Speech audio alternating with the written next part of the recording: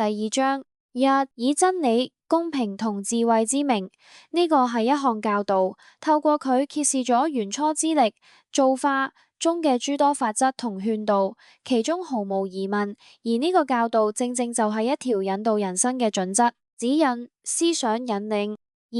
嗰啲了解無形潛意識之事嘅人，以及嗰啲遵循喺你之前由宣示者先知地所揭示嘅教導而履行自己責任嘅人，仲有你哋當中嗰啲堅定建立喺呢一個教導之上嘅人，佢哋先係真正活喺公平公正責任中嘅人。三，嗰啲了解無形潛意識以及原初之力造化法則同勸導嘅人，正如早喺古時已經向你哋揭示嘅咁，如果你哋願意將自然造化所賜俾你哋嘅一切付出同分享，但你哋就係依據公平公正而行，而嗰啲但行者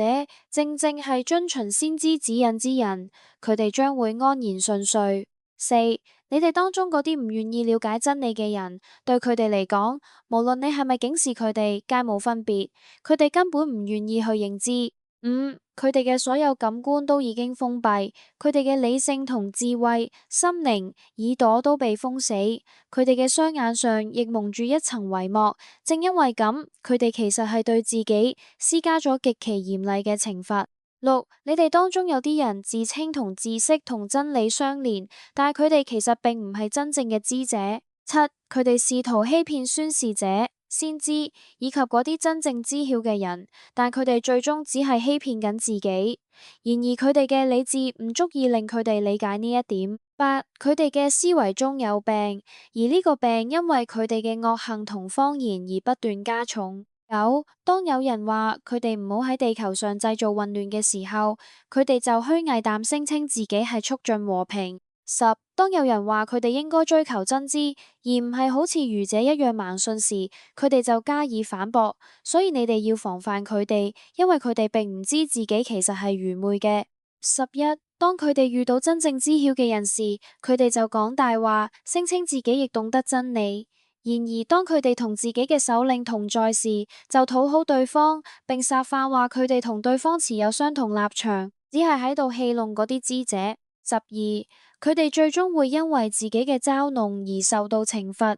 因為佢哋頑固咁持續行惡，佢哋已經被蒙蔽，走向虛妄。13，佢哋係嗰啲用被瘋狂控制嘅妄念嚟取代真理正道嘅人，因為佢哋自導自演走入虛無，而佢哋嘅所作所為三張負毫無收穫。14，佢哋就好似一個喺自家點起火嚟嘅人，當四周都被照亮之後，佢卻熄滅火焰並奪走光明，令眾人陷入黑暗之中，睇唔清一切。15，佢哋係耳聾、口啞同雙目失明嘅人，所以佢哋揾唔到真理。16，猶如喺傾盆大雨中，烏雲密布，雷聲隆隆，閃電頻閃，佢哋因為極度恐懼而用手塞住耳朵，天真咁以為呢一場風暴唔會傷害佢哋，盡管閃電可能將佢哋擊倒。17，閃電幾乎奪走咗佢哋眼中嘅光，每當閃光照臨時，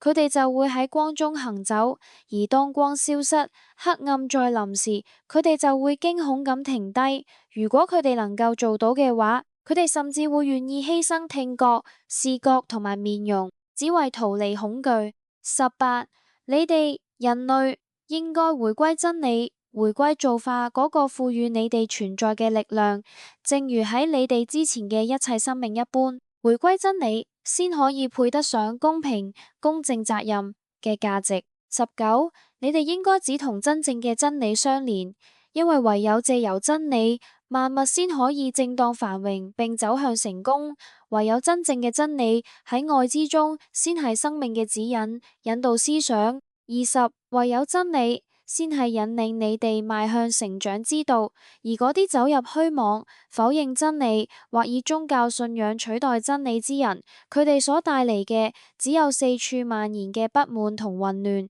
21，你哋所應當遵行嘅真理係完美無缺嘅，因為佢嚟自原初之力、造化及其顯現、創造之本質，毫無疑問。22，真正嘅真理並唔等同於，亦無法同你哋憑信仰同個人理解，依照自身本性、個體性所構建嘅個人真理相比。23. 真理係存在於現實中並可被證實嘅事物，而信仰則係同無形、潛意識同摸證實之事物綁定埋一齊，並錯誤地被認為係真實嘅。24. 你哋應該認識到現實所揭示同正揭示嘅真理，並堅定咁建立喺真理將會喺未來所帶俾你哋嘅一切之上。25. 嗰啲真正了解真理嘅人，乃係遵循真理指引嘅人，所以佢哋將安然順遂。26. 你哋呢啲唔知真正真理，但係陷入信仰之中嘅人，無論其他人係咪對你哋警示虛妄，都無關緊要。因為對你哋嚟講，信仰比真正嘅真理更為重要。27. 你哋因為信仰或者自以為係，或者愛唱反調而遠離真理嘅人，你哋嘅理性同智慧已經被封閉，你哋嘅耳朵充耳不聞，眼睛視而不見，感官亦被迷霧所包裹。呢個令你哋嘅生命充滿重擔，並長期活喺對懲罰嘅恐懼之中。28. 若你哋斷絕同造化之間嘅聯繫，呢個係造化為你哋同佢所建立嘅連結。若你哋斬斷呢個由勸導所創立嘅聯繫，但你哋就係喺地球上製造唔和平，而你哋亦都會成為失敗者。29. 你哋點可以否認造化？正係藉由造化，你哋獲得咗生命。佢賦予你哋生命，亦會令你哋死去，但佢亦會喺漫長嘅輪迴中，喺每一個新生命中，再次賜予你哋生命。最終，你哋將會喺遙遠嘅未來返回造化之中。30. 正係造化，藉由佢嘅力量，為你哋創造咗地球上嘅萬物。佢亦完善咗穹蒼、宇宙同地上嘅一切。31. 造化將你哋人類安置喺地球之上，使你哋治理萬物，但你哋唔應該利用同類人類嚟製造唔和平或者流血傷害。32. 而你哋當中嗰啲看似了解真理、自稱同真理相連嘅人，其實卻無意間墮入謊言，只係盲目信仰者，正正就係你哋試圖欺騙真理本身。33. 你哋所擁有嘅知識只限於透過原初之力造化嘅法則同勸導，以及自然顯現之法則所能學得者，因為你哋嘅思想同情感皆由此而生。34. 真正嘅宣示者，真正嘅先知，了解宇宙同諸世界嘅好多秘密，佢明白造化之法則同自然法則所揭示嘅真義，但對佢嚟講，嗰個無可測量嘅終極秘密，正正就係造化自身嘅起源。35. 你哋當中嗰啲以信仰欺騙真理嘅人，實質係欺騙緊自己，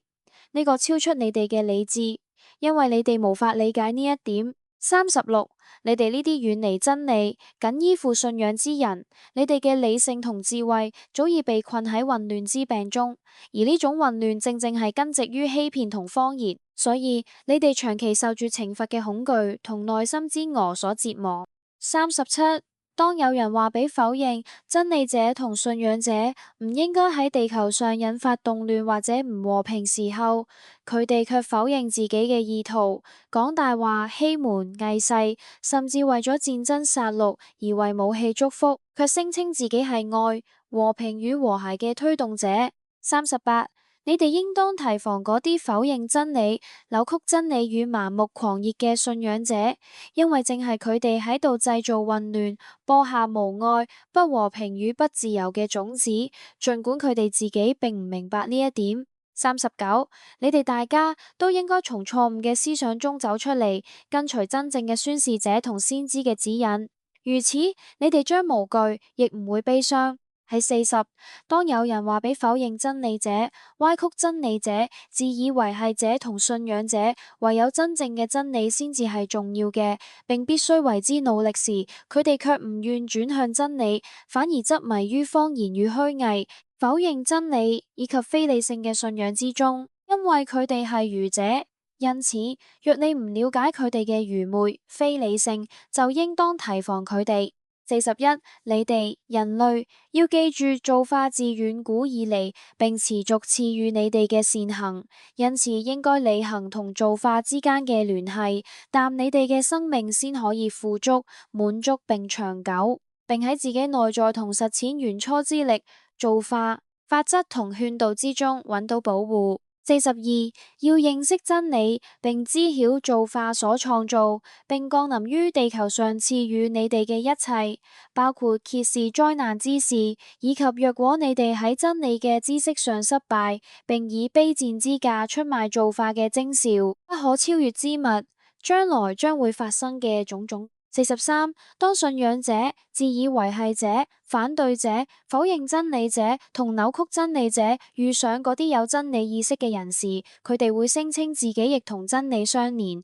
但係當佢哋同持相同觀點嘅人獨處時，卻嘲笑咁話自己只係喺度戲弄嗰啲真理嘅人。44你哋呢啲嘲笑真理意識者嘅人，其實係對自己施加暴行，並因為墮入虛妄同盲目而懲罰自己嘅整體存在。45否認真理者同信仰者喺走入虛妄之路之後，墮入咗錯誤嘅行徑之中，因此佢哋嘅思想、感受同行為無法帶嚟任何進化性嘅成果或者收穫。呢個係佢哋被自己及他人誤導嘅必然結果，導致佢哋活喺深沉嘅黑暗中，無法睇到或者認識真理。46喺內心同真理中尋求幫助啦，雖然呢個可能困難，但只要付出努力就會獲得回報。47你哋當中真正了解真理嘅人，將會喺任何地方遇見真理，並一次又一次彈回歸於真理。